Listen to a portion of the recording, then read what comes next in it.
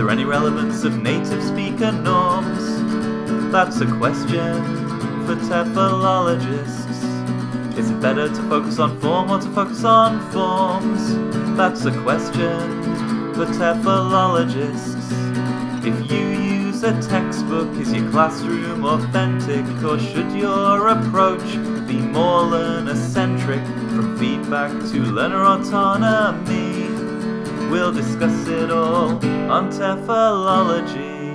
Hi, I'm Matthew. I'm Rob. And I'm Matt. And welcome back to the TEFLology Podcast, a podcast all about teaching English as a foreign language and related matters, presented by 3 self-certified TEFLologists. TEFL cultures. For today's TEFL culture, I'd like to talk about kind of a broad issue, and maybe we can discuss some of our thoughts. The issue is context. Okay. Yeah. So, in terms of language teaching, when I say the word context, what kind of things do you think of? I think, maybe a few things, but one thing would be, for example, looking at target language, a grammatical item, and, I think we talk about using it in context. Okay. I'm thinking about not that kind of context. Okay. More kind of. I said that was just one of the types. Right. I would have said like the context of the classroom, like where it's placed, like what small context or bigger, like societal context. Do you mean when people ask each other, "What's your teaching context?" That kind of thing. Right. Yeah, that's kind of what I've been thinking about a little bit. I've tried to stop saying context because I listened to your interview you did with Adrian Holiday. Right. I remember him saying, you shouldn't say context. Or Yeah, well, so he wrote the book Appropriate Methodology and Social Context, and I think his general view is that the idea of context has come to replace the idea of sort of national stereotype, essentially. Okay. It's like, I'm teaching an Italian context, so therefore, blah, blah, blah. Mm-hmm. So, yeah, this is what I kind of wanted to discuss and explore a little bit.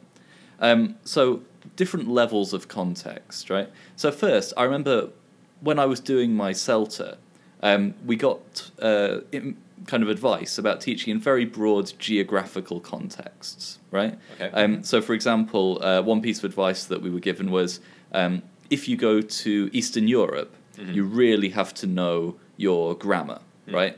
And you have to know your phonology, you have to know your IPA, because those students, they'll be very assertive, they'll challenge you, and if you don't know your stuff, you're going to look like a moron, right?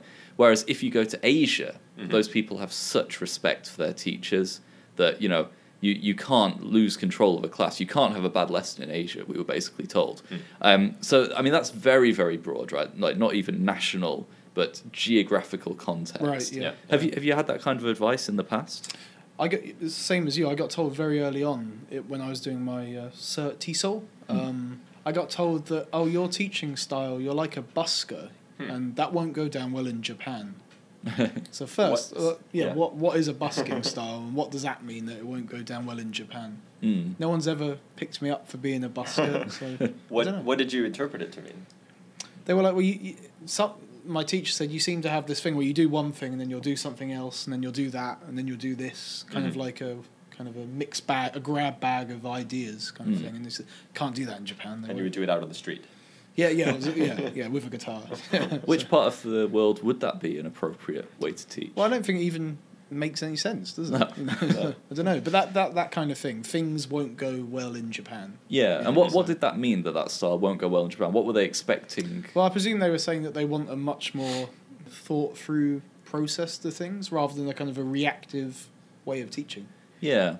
I mean, what do we think about this idea of context like that? It's a very broadly cast, I guess. Yeah, I mean, I'd never heard of that. Really? Before. I wasn't told a similar thing on my CELTA. I mean, I think I would approach it the same way I would approach any sort of broad generalizations about large groups of people. Right. Yeah. But you come yourself from kind of an international background, whereas I think neither of us really do to a great extent. But like for me, I took that advice quite seriously because I didn't really know that much about. I wasn't that worldly. And I think that was actually quite damaging in a lot of ways, because I took on these stereotypes about people, and then also I was under the impression I would go to Japan and everything would be fantastic. And my first few weeks were a nightmare. But I mean, it did kind of it stuck with me. Obviously, I still remember it now. But even like, so you didn't have that very broad information about context, that broad advice. Not that I remember now. How about like national context? Nothing too official. I do remember speaking to, when I was working in Europe, and I remember when I was working in London, speaking to teachers who had taught in Japan, and maybe from them they would sort of pass on some of the stereotypes that you hear about Japanese students. Right. Yeah. So I had a similar kind of advice. One thing that I was wondering though is, does this become like a self-fulfilling prophecy, right? So if you say these students prefer this type of activity, and then everyone does that kind of activity, and the students themselves are primed to expect that kind of activity, there's kind of a cycle to it maybe. And also, to what extent are people just adopting roles that they then follow? So like when I was teaching at the British Council in Tokyo, obviously the students were mostly Japanese, and they were always like very kind of loud and very engaged. And then we had a Saudi Arabian student join the class, and the Japanese students all became very quiet suddenly. And the Saudi Arabian student seemed like they were being very dominant. And that just seemed to me like these students were like adopting a role. Oh, as Japanese people, we are now going to be, quiet. Okay. But like they weren't like that before. They were only like that in the presence of someone else. So it was almost like they took on a different role in the classroom based on how they thought, their kind of own stereotype of themselves. Do you know what I mean? Yeah, but where do you think they received that stereotype from? Or? I don't know. I mean, you hear these kinds of stereotypes from Japanese students themselves, but they don't seem to me, they don't seem to bear out at least. Yeah. But these are your observations. Yes. So by you making those observations, you're somehow, like the lens that you're using to make those observations are probably kind of a bit biased, maybe. Well, I mean, of course, yeah. Yeah. Like it's all subjective. Yeah. Yeah. So I mean, there's no like objective way to get at it, I guess. But yeah, I tend to feel this kind of focus on national context is very limiting, and I think you end up making explanations for the behavior of students, which could be explained by other things. Yes, and I think I don't know. I think the argument on one side would be, if you know nothing else about the class that you're about to teach. Some people might say, okay, this information will be useful in planning what you're going to do, right? At least at the beginning. But I also wonder if, any new class of students that you're going to teach, of course, it'd be useful to have information about them. But I wonder if just nationality is useful, is enough information, or if it's better just to go in, find out a bit about the students in that class first, and then plan accordingly. Yeah, I mean, I'd favour the second option of those two, because I think, if you start out with a stereotypical image of a group based on nationality, it doesn't tell you much about the people as individuals. And what we know about classrooms is that it's all about what's happening between individuals. It's like that Earl Stevick quote. What happens between individuals in the classroom, whatever. So you think that maybe there's no value in saying, so you're going to go and teach in Japan. Here's some things you need to know. Are there some things that are important, like for like example, some descriptions of here's how they learnt in high school. These are some of the techniques that the teacher used in high school. You may want to consider that when you go into your English classroom. So this was the next point I was going to go on to, like the next level of context, which would be, I guess, kind of institutional context. Because I think when you sort of start unpacking, like you start off with a country name and start unpacking the things, like it is more varied and nuanced and complex, I guess. Yeah. So like that's something that I've found more useful in understanding things. But again, I've also found that kind of limiting. Because I've taught students coming from Japanese high schools into Japanese universities, with as you said, the expectation that they've only been studying grammar, and that they therefore will not be able to cope with speaking activities and that kind of thing. and I think that that's limited the way that I teach. And when I have experimented with doing more active, kind of spoken, communicative activities, they're fine with it. And I wonder if perhaps the idea of the high school context is it's a stereotypical image. Yeah. And now that I teach high school teachers on a master's course, what they tell me about their classrooms is very different from that. But I think it very quickly becomes like any other class. Like you're the first day you're faced with 30 faces that you don't know, and then a month later they're all individual people, and you're just that's what you're teaching, not a collection of individuals basically. Right. And obviously you get to know their, what they're capable of doing in the classroom, and you try things out, and you take their age into account obviously, and maybe that affects the type of things that you expect them to be able to talk about. But I think, age, I don't know, proficiency and that sort of thing play a much, much bigger part than I mean, obviously, I guess age is connected to the school that they're in. Proficiency maybe as well. Proficiency maybe as well.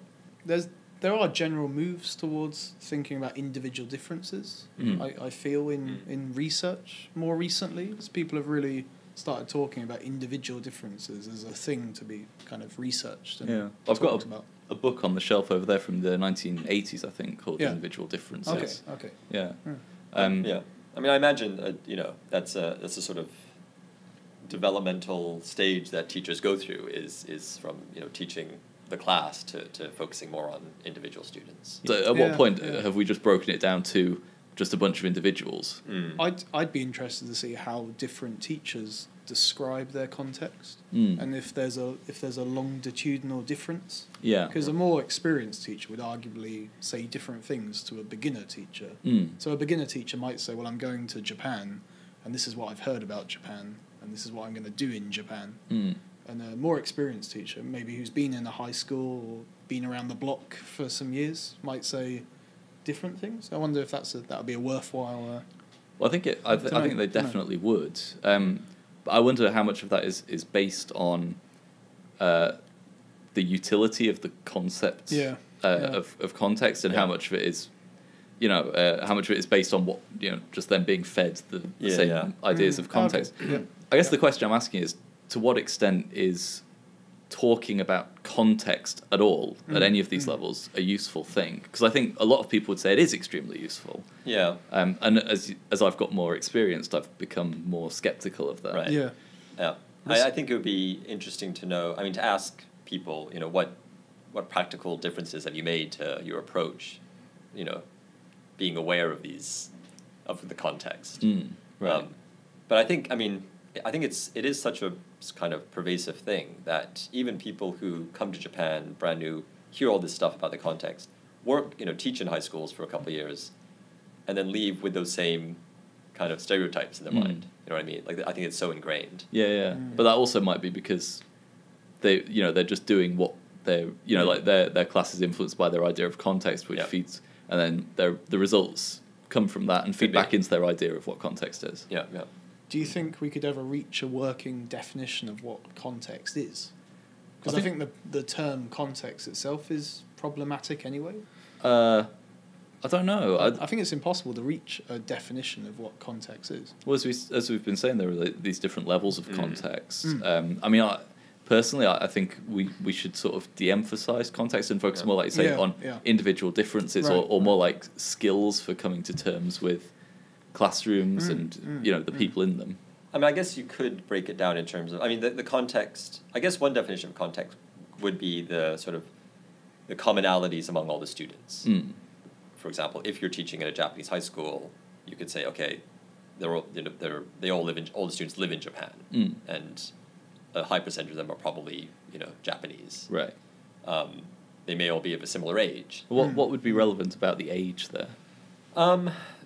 Maybe, like I said before, the types of things you would expect them to talk about, or the types of topics you'd expect them to be interested in. Right. Yeah. What do you think? Because often when you're writing up research, you'll have a little context paragraph, and it's not. People kind of gloss over that bit. These students were all age between 18 and 20. it was done in a high school in Tokyo, and they were taking classes twice a week. Yeah. I've said that sort of thing before and just left it at that. And It's in a lot of published research as well, and I don't understand why the kind of information that's in there is in there. Yeah. So I was supervising some research recently, and the writer described all of the participants in the study, and was saying their age, their gender, but like their age and gender never factored into any of the analysis. So what was the point of that? If you're describing your participants, it should be relevant information about them, not just like box checking. I've got this biostatistics of them or whatever. I remember in the Delta lesson plan, you have to explain the context, but also like little mini bios for each of the students in the class. And I remember writing and thinking, their age is completely irrelevant, and their gender for this particular lesson is completely irrelevant as well. Yeah. Well, in a paper that I've got coming out, I show some examples of my lesson plans, my TEFL lesson plans, and it's got things in there like, this is in a Japanese context, all the students are Japanese, and therefore they're very unlikely to ask any concept checking questions, so they will, I'll need to be aware of that whenever I give instructions. And I think that's the kind of dangerous territory we get into when we talk about context. So we just end up stereotyping, which can affect negatively, I think, our teaching. I agree. So that's this episode's TEFL Culture, all about context. TEFL News. Okay, so for this week's TEFL News, I'd like to talk about the impact of climate change on language loss. Oh, okay. The reason I want to talk about this is I came across an article on Twitter earlier today by Anastasia Ryle, I think that's how you pronounce that, from Queen's University in Ontario, Canada. And she posted on theconversation.com. Do you know this website? Yeah. She posted an article last week as we record this, titled "The Impact of Climate Change on Language Loss." It's a very short article, but I did some other sort of digging around the topic, so we'll talk about that today. So obviously we're not going to go into too much detail about the ins and outs of climate change, but more the effect it has on language loss. And Anastasia Ryle says this is an overlooked area when we're talking about climate change. Okay. So we'll focus on that. So just setting the scene. So there are roughly 7,000 languages currently in the world as we speak. And by the next century, it's expected that half of those will have disappeared. Between 1950 and 2010, 230 languages went extinct just in that space of time, with a third of the world's languages having fewer than 1,000 speakers left. Yeah. Well, language change, I think Crystal says in his book Language Death, he says that it's accelerating. It is, Which isn't surprising, really, in terms of globalization. Right. So is it our fault, partly? What? As English language teachers? Us as individuals. Partly, yeah. Well, it's a man-made thing, So it's climate change. No, that's what I mean. Oh, right. Yeah. Oh, I meant other causes of language death. Yeah. I was thinking about that too. Yeah, it is. It's awful. Yeah. As an industry, we should feel bad. So she talks about how many linguistic communities are located on islands and coastlines that are susceptible to hurricanes and rising sea levels, for example. So this means that people are obviously moving. You've obviously heard the term climate change immigrants. That's the term. So people are moving, leaving their communities, going to other communities, and this means that their languages are diminishing, or they're coming into contact with bigger languages, such as English, for example, and they're not finding a need for their community-based languages that they had, basically. Related to this, the Linguistic Society of America, the LSA, posted a position statement earlier this year, in January, calling for an interdisciplinary approach to be taken to preserve and even restore these languages. So they see restoration as playing a big part in this. And they also kind of signalled the need to mitigate the risks of climate change and how it relates to language loss. Right. So the writer, she talks about her experiences, and she talks about her experiences with Sulawesi, which is an island in Indonesia, I believe, just kind of south of Borneo or around that area. So they recently had a big earthquake in September that resulted in a typhoon, and that killed more than 800 people. And she was saying that in the early 2000s, she spent some time there, and she was kind of recording the languages. I believe she was doing research there. I imagine she was. Just taking a guess, how many languages do you think are spoken in that area of the world? It's a lot, isn't it? It's like A few hundred? Yeah, thousand, few thousand. 2,000? Is that where the majority of those little thousand, or because it's all islands, right? So it's lots of isolated populations. Yeah, I mean, so according to the Languages of the World TEFLology page, there are 6 language families in the area, and over 100 languages spoken across those 6 families. So there's a lot of languages. Some of these languages only have a handful of speakers, the writer says, and she says that literally going from one bay to another means entering a different linguistic community. So it gives you a kind of an idea of how small these languages are. I was going to say it's very similar to biodiversity, which you mentioned before in that bit we edited out. Yeah. Because lots of like small populations of animals, species of animals that exist on these islands, they also get wiped out either by predation or the introduction of pests or whatever. So I know there's a very close analogy between language evolution and human and animal evolution, but I think there must also be a very close analogy between language death and the species extinction. Yeah, same causes, same results. Yeah. Death. Yeah. So she gives the example of Sulawesi, but what other areas do you think might be volatile to climate change in terms of language? The Micronesia, Polynesia kind of area. Is that what I'm thinking of? Yeah. Like South Pacific? Yeah, that kind of area. I mean, I guess, places like the Maldives. So I went on the UNESCO's Atlas of the World's Languages website, and you can see on the map all the critically endangered languages. And I think the map's constantly being updated, although it hasn't been updated for a year or so, which there's probably been a lot of languages that have died in that year. But you can kind of see, and unsurprisingly, a lot of them are along coastlines. So, for example, the northwest of Africa, Guinea-Bissau, there's a lot of endangered languages in that area. And also colder areas like Russia and Siberia, they have a lot of like older speakers of the language, and because of the cold, all the changing temperatures, they're also dying out too. So it affects everywhere in the world, basically, and it's kind of related back to climate change. So basically, she kind of argues that although language is a bit less tangible than other things that we can see, it has very important consequences. She says that one example is a loss to the potential of securing data related to these languages. So a lot of languages aren't documented fully. So this means that we perhaps are losing access to histories and insights into cognition. I don't know. What do you think of that kind of, I guess, utilitarian approach to preserving languages? Like, that we lose insights. I haven't got a worked out viewpoint on it, but I just think it's sort of nice to have lots of languages. It's just good to have languages. Right, but it could be both. I mean, linguists, comparative linguists, they'll look at languages like that, and I guess it tells them something about the way the brain works. Maybe if you accept certain linguistic viewpoints. Yeah. One thing that I was thinking about talking about this is obviously the language is each of these languages that are dying out. They're representative, or they're part of a culture as well. Yeah. So it's not just the language that's dying out; it's the culture that. Yeah, goes along exactly. with the language. I mean, that feeds into it, right? Yeah.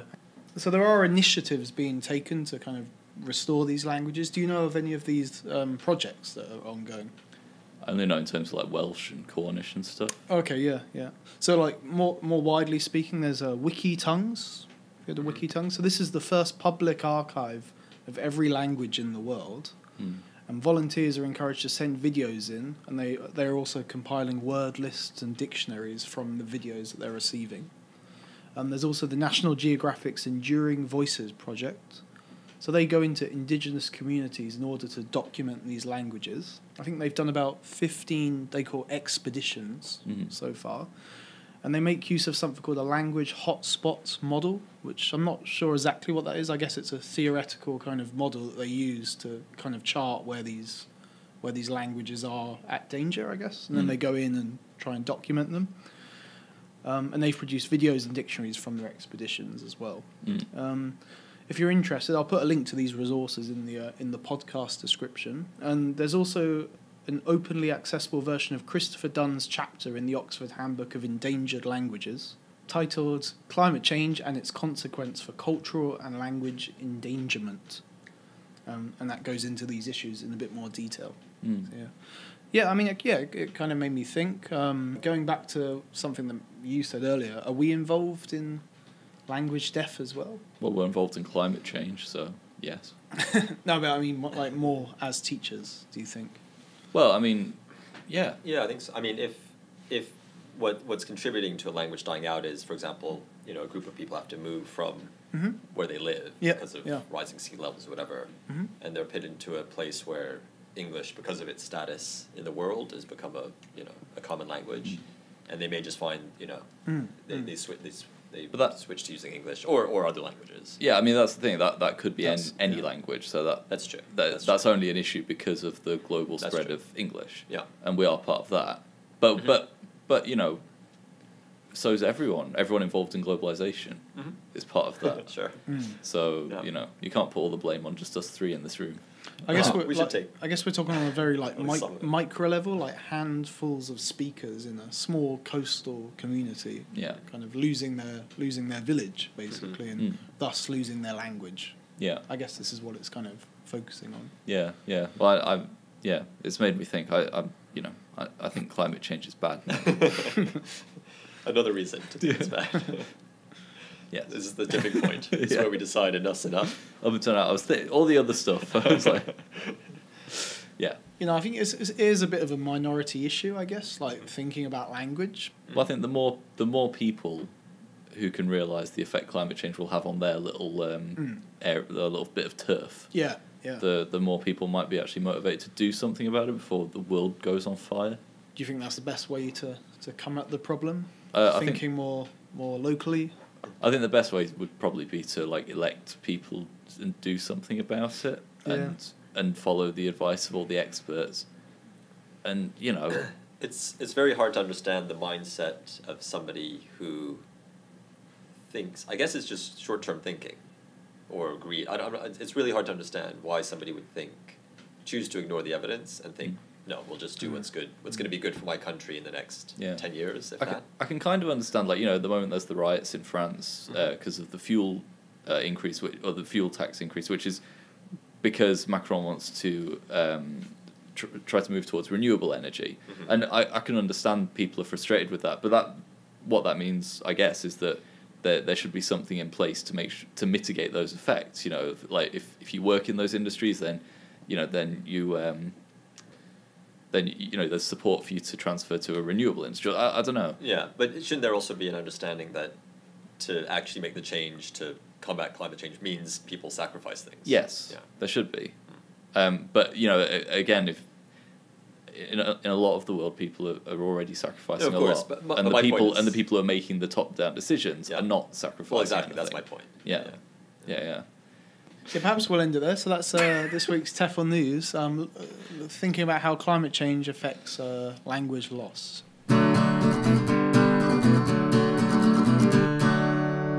TEFL Pioneers. For this episode's TEFL Pioneer, I'd like to talk about James Hamilton. Okay.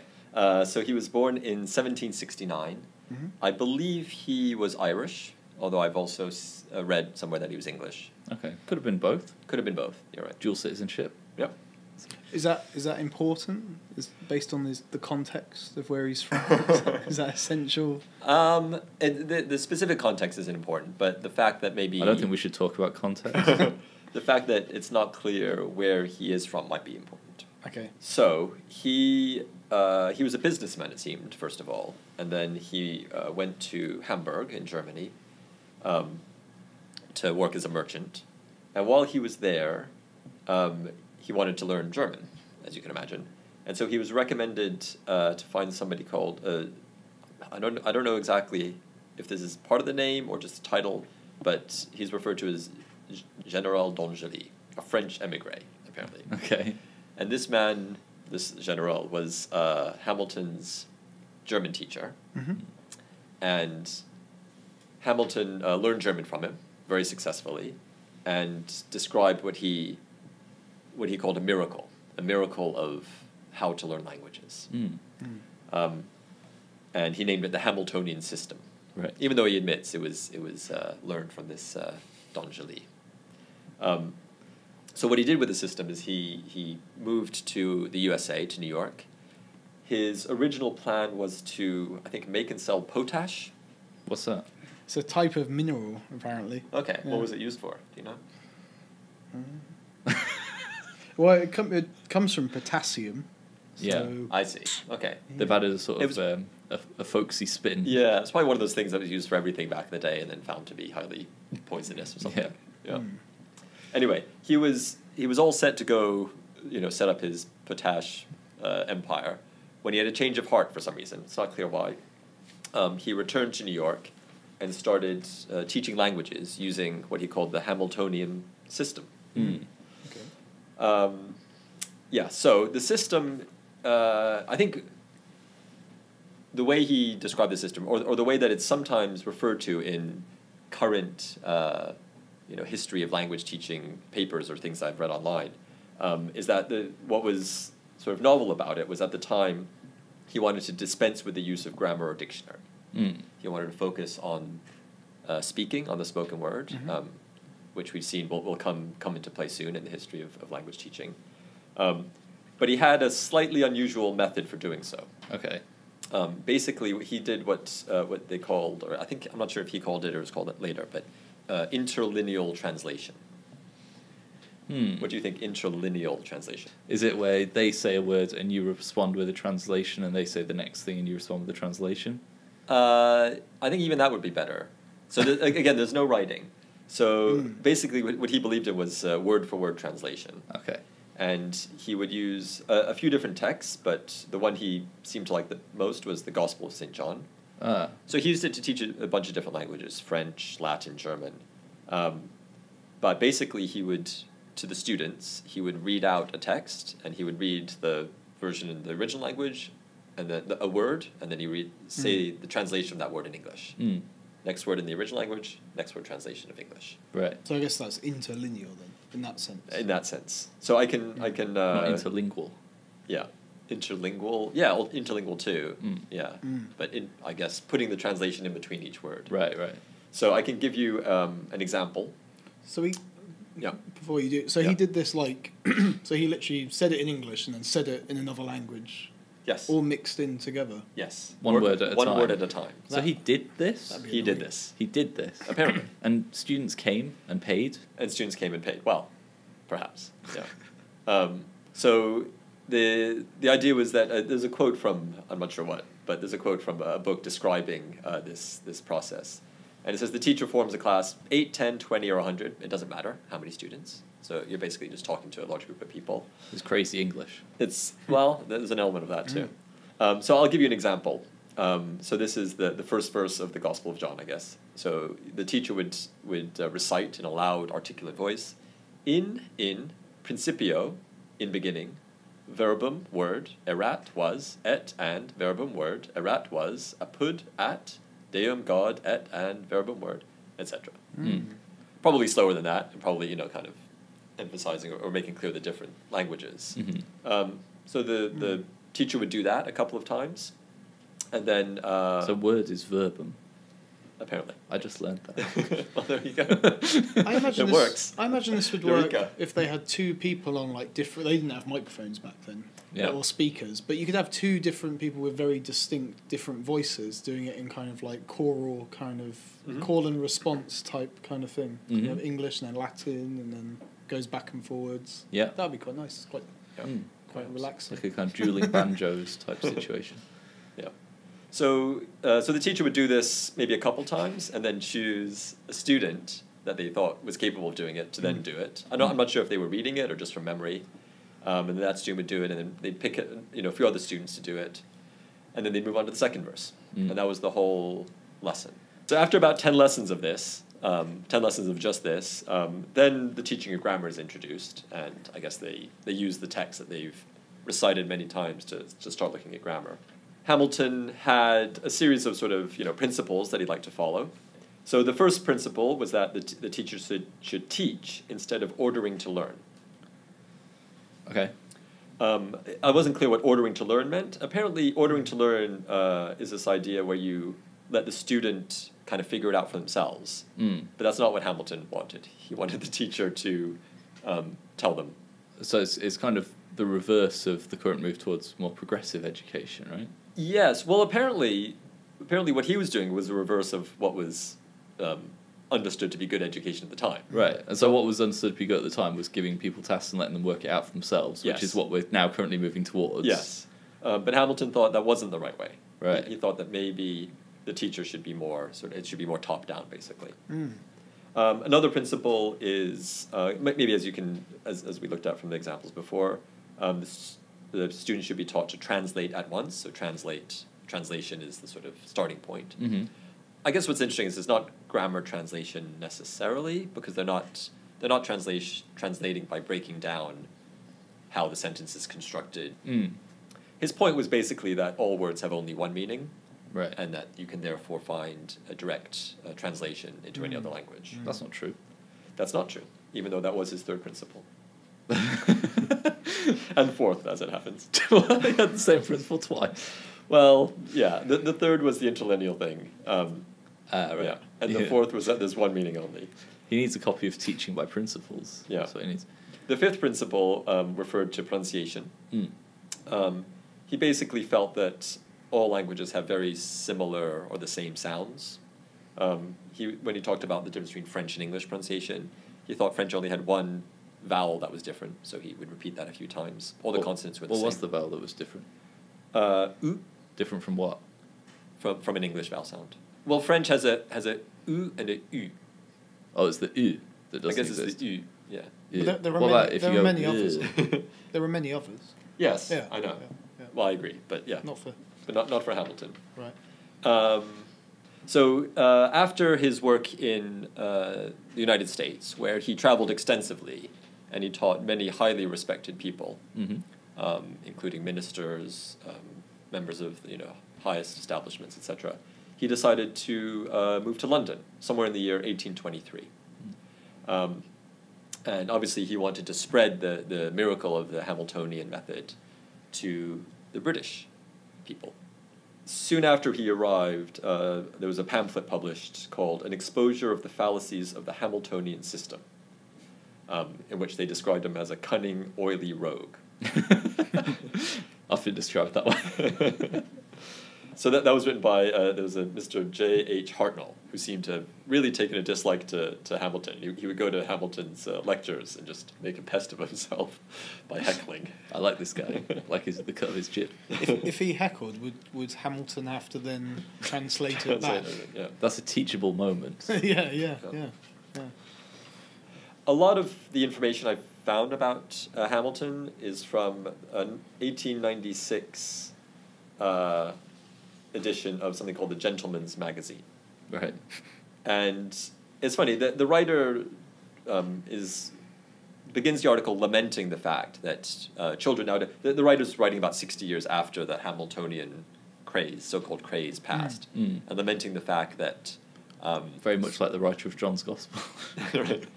Lamenting the fact that children nowadays will be saddled with learning grammar, and they'll never know the freeing joys of the Hamiltonian method.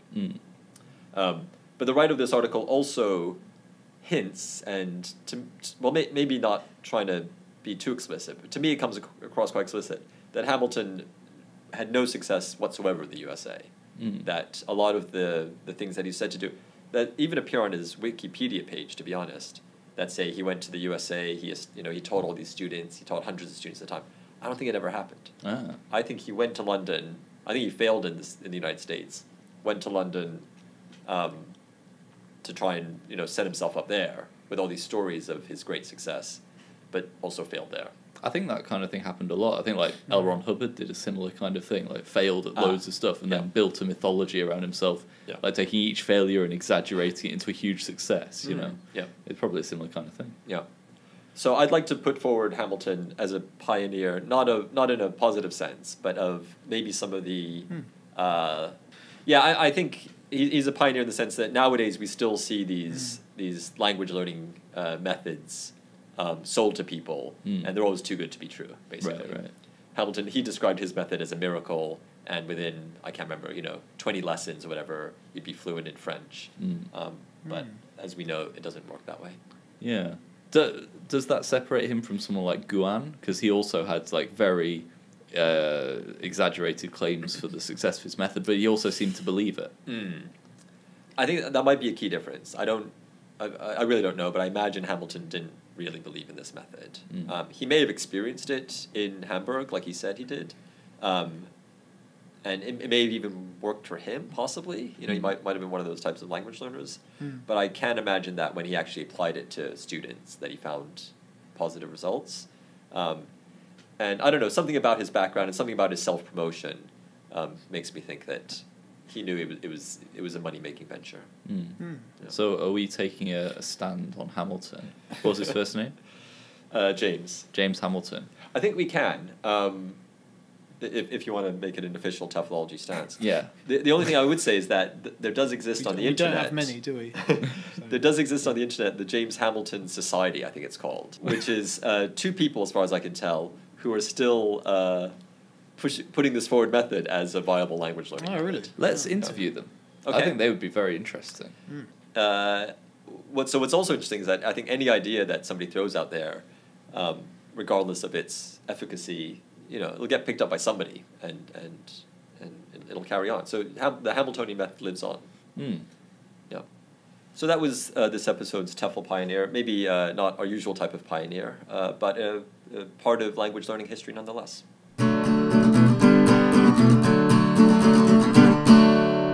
If you'd like to get in contact with us, then you can send us an email, teflology@gmail.com. You can follow us on Twitter @TEFLology, like our Facebook page, which is just the TEFLology Podcast on Facebook. We also have a website, teflology-podcast.com, where all of our previous episodes and interviews are archived.